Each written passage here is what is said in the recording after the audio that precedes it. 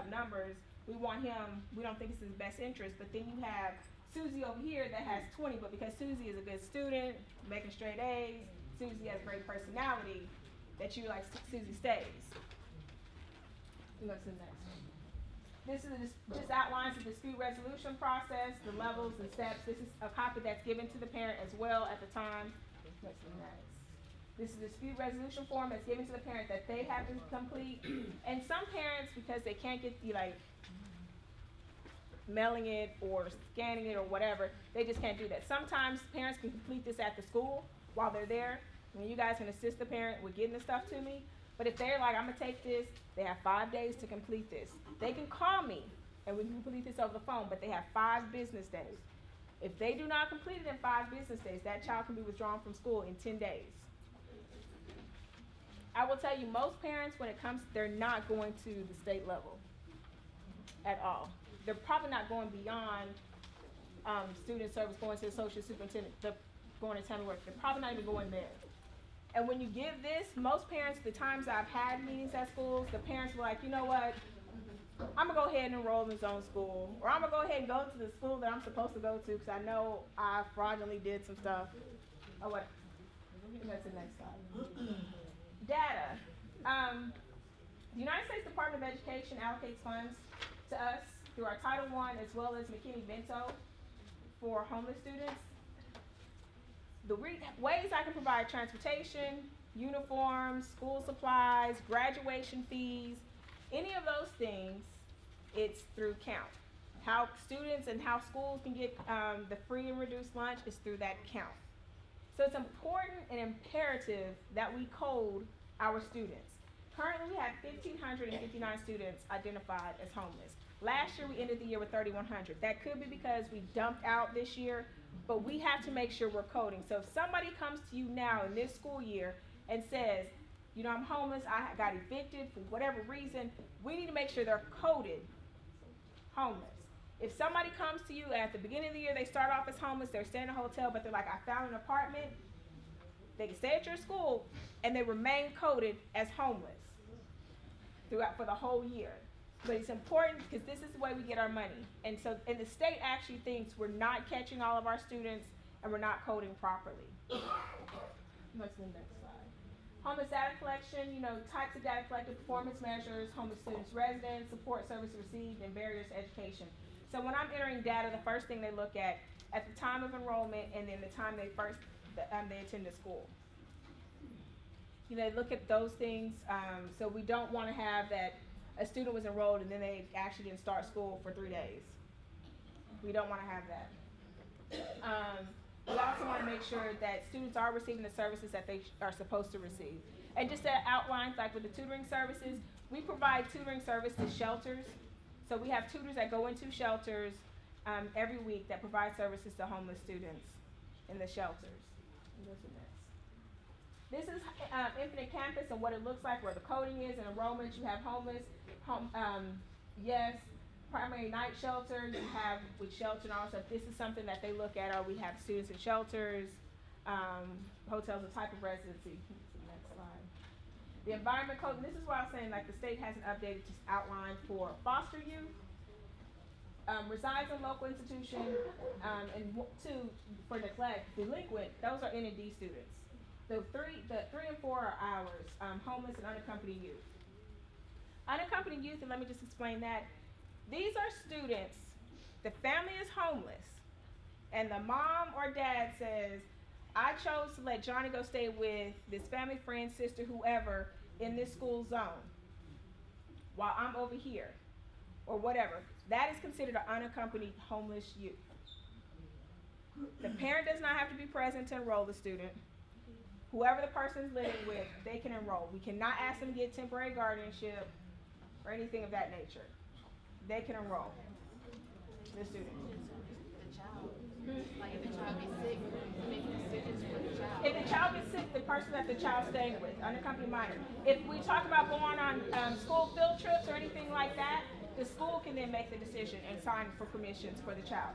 But you cannot ask somebody that's saying, Mom says, I allowed Johnny to stay with Becky because I'm here, or whatever, because sometimes you also have, a lot of shelters do not take boys over the age of 12.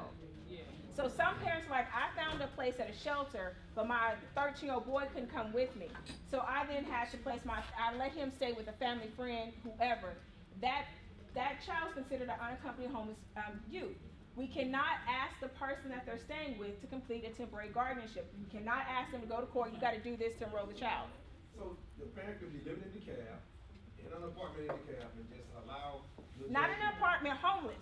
They got to say they're homeless. Yes, homeless. We're not just saying just any, homeless. Unaccompanied homeless youth. If the family is homeless and there's mom is staying in Florida, the family had moved to Florida, but she can't do anything, and she's like, so I allowed my child to come back and live with the aunt in Atlanta and go to the school. That's an unaccompanied homeless youth. We cannot ask that person to complete that temporary guardianship. You can't.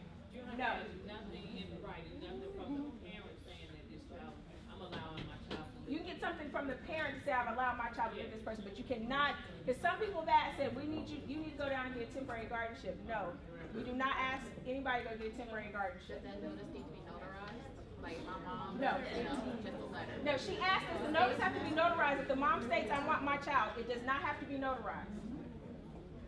What about the non-parental? You can do the non-parental, and I was just going to touch on that. There is a non-parental affidavit that you can also have completed, but you cannot ask them to get temporary guardianship. When the non-parental affidavit, it starts with 30 days.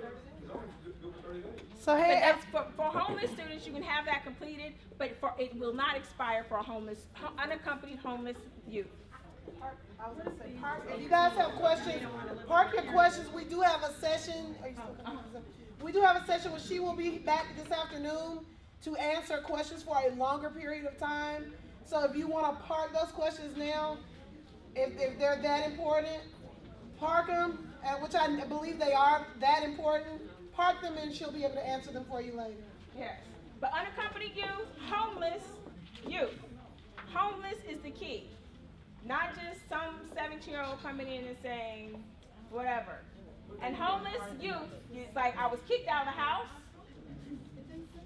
and so I have no place to go. That's unaccompanied homeless youth. My family's homeless, and we're living from place to place, and I'm staying with the friend in this zone address. That's an unaccompanied homeless youth. The child can even be staying with the grandparent, but that's an unaccompanied homeless youth. If they do not have custody, that's an unaccompanied homeless youth. But key word is homeless. We're not just talking about any student.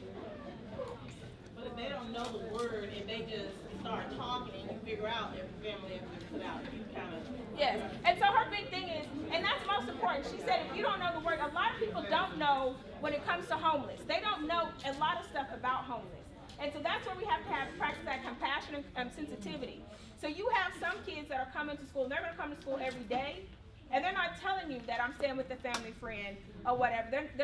I'm just coming to school and do all this stuff, and then something happens and you find out they're staying with a family friend.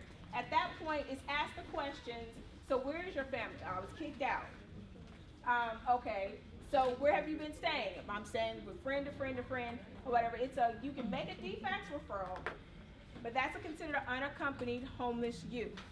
If it's somebody that says, we've been homeless, and so I decided to stay, so it's easier for me to get to school, so I'm staying with Johnny over here, but my mom and them are moving around, that's unaccompanied homeless youth. This also takes me to another little piece. You can have family members that they are living in DeKalb County. The older child wants to continue at their school of origin. The younger kids are going to the school in DeKalb County. That can happen. Sometimes people have situations where it's like, well, mom's living in DeKalb County, these kids cannot, and why is the older child going here? You can allow, that can happen. They have the choice of school of origin or zone school. But with the unaccompanied homeless youth, it's really been, that's a tricky situation, but we as school officials cannot ask anybody that states they're homeless to go get temporary guardianship. If you are, and I always say refer that case to a social worker, because if it's a situation that sometimes the parent, it's like, maybe you can do temporary guardianship so you can then, they can get some services for your child But that is up to the parent. That's not, we can't ask the person that's coming in. And it's crazy because the way McKinney-Vento is worded, technically when somebody comes off the street and says, I'm homeless, they're homeless. You can't, like, we deny, we don't agree, I don't think you're homeless. No, they say, I'm homeless and I'm staying with such and such because you got to enroll. If somebody says, comes off the streets like, I want to enroll, Johnny has been staying at my house. Like I had one situation, the child's parents dropped them off and never came back to pick them up. DFACS was notified, but the person's like, I need to get these children enrolled in school. The school was giving them a hard time because they're like, well, she doesn't have, enroll the kids in school. These are unaccompanied youth. I had one 6-year-old that was trying to get herself enrolled in school, but she was coming moving back here, and she was like, but the school won't let me get enrolled because I don't have this. You're an unaccompanied youth.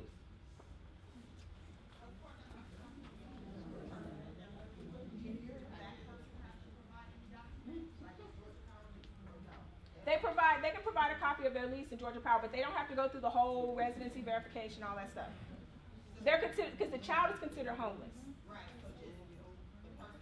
Yeah, so the person they're staying, the same thing that we'd ask for a homeless family. Can you provide us a copy of your Georgia Power? Can you provide us a copy of your lease? Or can you provide us a copy of your driver's license? This is just to verify that you actually live here. This is not to say, oh, you want to know about birth certificates and stuff like that? Like if they have that information, then we can get that from them. If they do not have it, you don't worry about it, enroll immediately and let the social worker know, because then we